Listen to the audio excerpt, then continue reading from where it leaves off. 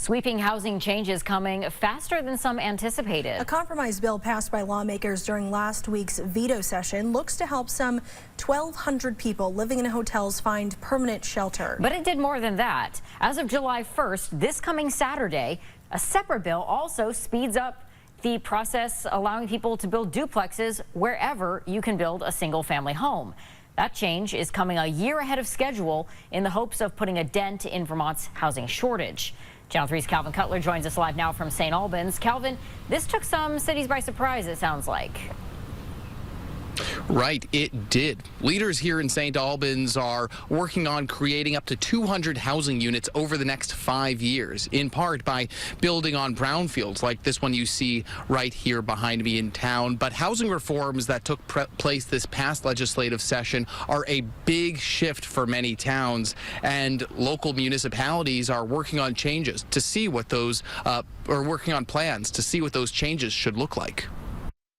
Changes to local planning are coming a lot sooner than expected. The Homes Act for duplexing by right and quadruplexing in areas served by water and sewer.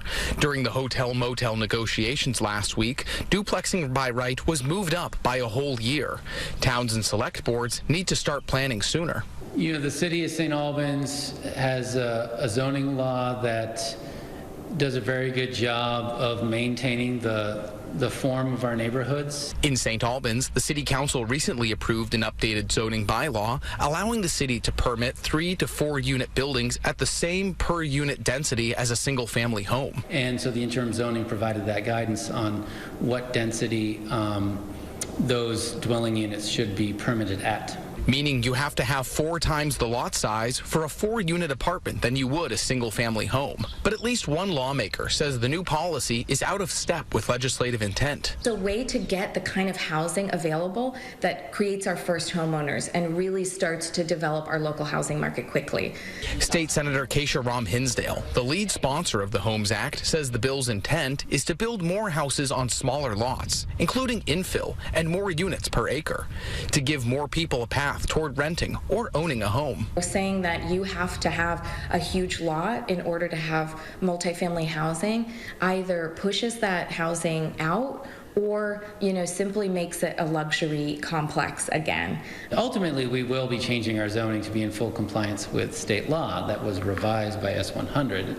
It might take a couple years to do that, and if we find we need to pass some interim zoning in the meantime, that's why state law allows us to do that. Leaders say the Homes Act is the most significant change to local zoning policies in years, and it will take time for communities to adjust. The hotel-motel bill has not yet been signed by the governor. The Agency of Commerce and Community Development is gearing up and looking to help communities to adjust to the new laws. We'll work with anyone on trying to understand those nuances and providing some basic guidance.